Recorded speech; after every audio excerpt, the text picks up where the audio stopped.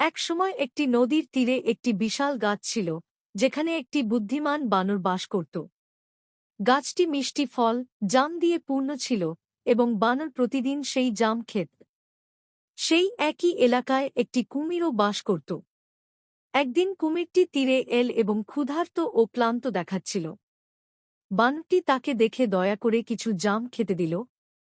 কুমিরটি সেই জাম খেয়ে খুব খুশি হল। সে প্রতিদিন বানরের সাথে দেখা করতে আসত এবং ধীরে ধীরে তাদের মধ্যে ভালো বন্ধুত্ব গড়ে উঠল। বানর প্রতিদিন কুমিরকে জাম খেতে দিত এবং কুমির আনন্দের সাথে তা খেত। একদিন কুমির তার স্ত্রীকে সেই জামগুলির সম্পর্কে বলল। তার স্ত্রী সেই জামগুলির স্বাদ চাখার ইচ্ছা প্রকাশ করল।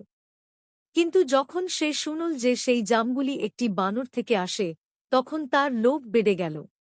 সে ভাবল যে যদি জামগুলি এত মিষ্টি হয়, তবে সেই বানরের হৃদয় কতটা মিষ্টি হবে যেটি সেই জামগুলি খেয়েছে। সে তার স্বামীকে বলল যে সে বানরের হৃদয় খেতে চায়। কুমির প্রথমে অস্বীকার করল, কিন্তু তার স্ত্রীর জিদ এবং ভালোবাসার কারণে সে রাজি হয়ে গেল। পরের দিন কুমির বানরকে বলল, বন্ধু, আমার স্ত্রী তোমাকে আমাদের বাড়িতে খাওয়ার জন্য আমন্ত্রণ জানিয়েছে। চল আমার পিঠে চড়ে বস, আমি তোমাকে নদী পার করিয়ে দেব। বানর খুশি হয়ে কুমিরের পিঠে চড়ে বসল।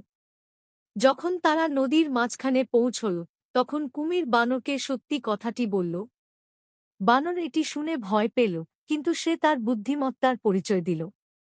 সে বলল, ওহ বন্ধু, তুমি আগে কেন বলনি? আমার হৃদয় তো গাছেই থেকে গেছে। আমাদের আবার ফিরে যেতে হবে, তবেই আমি তোমাকে আমার হৃদয় দিতে পারব।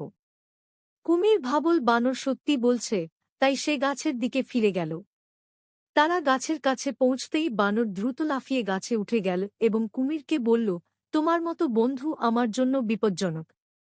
এখন থেকে আমি আর কখনো তোমার উপর বিশ্বাস করব না। এইভাবে বানর তার চতুরতার সাথে তার জীবন বাঁচাল এবং কুমিরকে শিখিয়েছিল যে লোভ এবং প্রতারণা কখনো কারও ভালো হয় না।